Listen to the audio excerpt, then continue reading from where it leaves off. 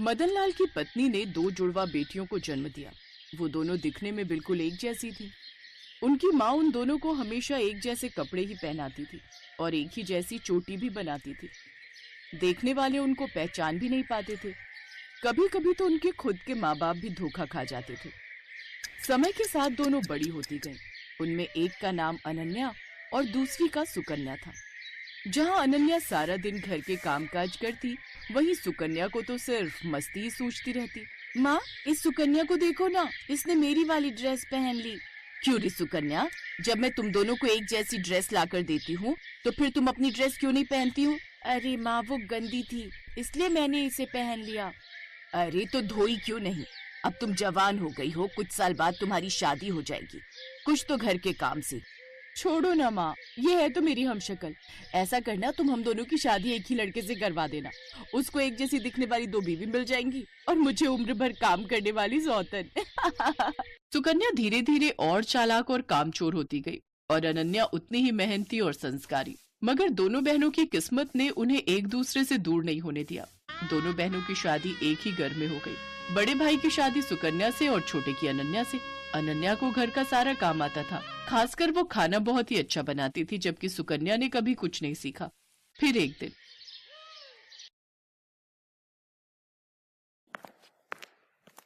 अरे बैठकर टीवी देख रही हो, पहले जाकर कपड़े तो धो लो। माँ जी, आप अनन्या को बोल दो ना, सुबह से मैं ही तो घर का सारा काम कर रही हूँ, बर्तन धोए और फिर खाना भी बनाया। अच्छा अच्छा अच्छा, सॉरी बेटा, मुझे लगा कि वो सब अनन्या ने किया है। नहीं नहीं माँ जी, सारे काम मैंने किए, वो तो बस अभी निकली है अपने कमरे से।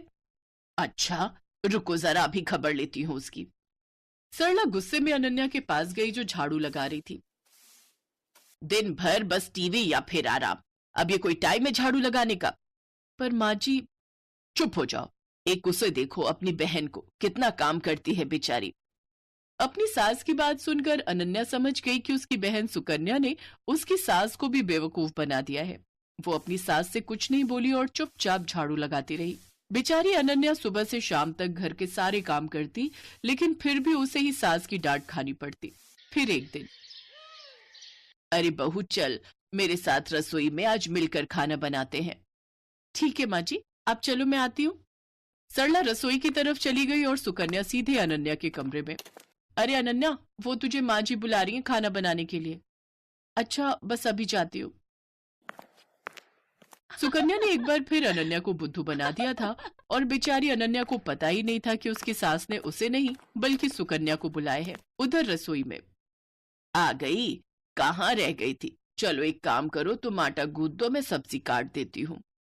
ठीक है माँ जी। अनन्या ने बहुत जल्दी और बहुत अच्छा आटा गूंथा था, जिसे देखकर सरला बहुत खुश हुई। और फिर, क्या बात है, इतनी जल्दी और इतना अच्छा आटा गूंथ दिया। अरे तुम अनन्या को कुछ सिखाती क्यों नहीं हो? उसे तो कुछ भी नहीं आता। अनन्या समझ गई थी कि उसकी सास सरला उसे सुकन्या समझ रही थी और वो ये भी समझ गई थी कि रसोई के काम से बचने के लिए कामचोर सुकन्या ने उसे सरला के साथ भेज दिया। उसे सुकन्या पर बहुत गुस्सा आया, लेकिन वो कुछ बोली नहीं। ऐसे ही वक्त बीतता गया। सरला की नजर में घर का सारा काम सुकन्या करती थी, रसोई सुकन्या ही संभालती थी, जबकि अनन्या सिर्फ दिन भर टीवी देखती थी। जबकि सच इससे बिल्कुल उलट था। और फिर एक दिन, अरे बेटी सुकन्या। जी माँ जी, बताइए। उस दिन जो तुमने हलवा बनाया था ना, वो बादाम वाला, मेरा खाने का बहुत मन हो रहा है, मेरे लिए बना दो ना। इसमें कौन सी बड़ी बात है, लो आप टीवी देखो, मैं बस अभी लाती हूँ बनाकर। ना ना, मुझे तो खाना है ही, पर मुझे वो हलवा बनाना भी सीखना है, तो मैं भी चलती हूँ साथ। तुम बनाना और मैं देखूंगी। अब आप बैठिए ना माँ जी। अरे चलो ना, साथ में बनाते हैं। सरला जिद पर अड़ गई थी और उधर सुकन्या की हालत खराब हो रही थी, क्योंकि आज तक उसने कभी कुछ बढ़िया नहीं बनाया था। जबकि उसकी सास सरला को लगता था कि सुकन्या ने पूरी रसोई संभाल रखी है। लेकिन सुकन्या इतनी जल्दी हार कैसे मान लेती? उसने फौरन दिमाग दौड़ाया। अब माँ जी, मैं तैयारी करती हूँ, तब तक आप बादाम ले आइए। अरे मुझे अपने कमरे में जाना पड़ेगा, बादाम का डिब्बा वहीं रखा है, चलो मैं लेकर आती हूँ। जैसे ही सरला अपने कमरे की तरफ गई, तभी रसोई में अनन्या आ गई। उसने बिल्कुल सुकन्या जैसी ही साड़ी पहन रखी थी। तू जा, मैं देख लूंगी। पक्का ना? हाँ हाँ, मुझे पता है कि तुझे कितना हलवा बनाना आता है। जल्दी कर वरना माँ जी आ जाएंगी। अनन्या नहीं चाहती थी कि उसकी बहन को डांट पड़े, इसलिए वो सुकन्या बनकर रसोई में काम करने लगी। उसने अपनी सास को सुकन्या बनकर ही हलवा बनाना सिखाया। हलवा बहुत ही स्वादिष्ट बना था। सरला सुकन्या से बहुत खुश थी क्योंकि वो तो अनन्या को सुकन्या ही समझ रही थी। फिर जाते जाते सरला ने अनन्या से कहा, बेटी सुकन्या, तुम ना अपनी बहन को भी समझाओ। मुझे तो उसे देखते ही गुस्सा आ जाता है। बताओ, तुम दोनों एक ही माँ की कोख से जन्मी हो, लेकिन तुम में और उसमें कितना अंतर है। सरला की बात सुनकर अनन्या को बहुत दुख हुआ। वो अपनी सास से सब सच कहना चाहती थी, लेकिन फिर अपनी बहन के बारे में सोचकर चुप रह गई। अगली सुबह सुकन्या जैसे ही उठकर रसोई की तरफ आई तो उसकी सास सरला ने उसका हाथ पकड़ लिया। ये क्या कर रही है माँ जी? आज तुझे नहीं छोड़ूंगी। तूने मुझसे हमेशा झूठ बोला, तुझे कुछ नहीं आता, और तूने हमेशा अपनी बहन की मेहनत को अपना बताकर आराम तलबी की, और वो बेचारी दिन भर रसोई और बाकी कामों में लगी रही, ऊपर से मेरी डांट भी चुपचाप सुनती रही। सरला लगातार सुकन्या को डांट रही थी। तभी सुकन्या ने फिर से झूठ बोलकर बचने की कोशिश की। नहीं माँ जी, मैं झूठ नहीं बोल रही। मैं तो खूब काम करती हूँ। कल रसोई में सारा दिन लगाकर आपके लिए हलवा बनाया था ना, तब तो आप भी वही थी।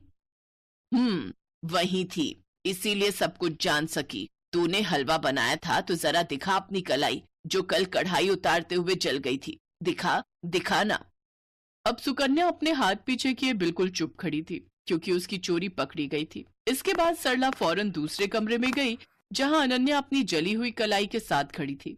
सरला ने उसके सिर पर हाथ फिराया और बड़े प्यार से बोली, मुझे माफ कर दो बेटी, लेकिन तुम भी मुझसे वादा करो कि इस घाव के ठीक हो जाने के बाद भी तुम और कोई दर्द नहीं झेलोगी अपनी उस कामचोर बहन की खातिर।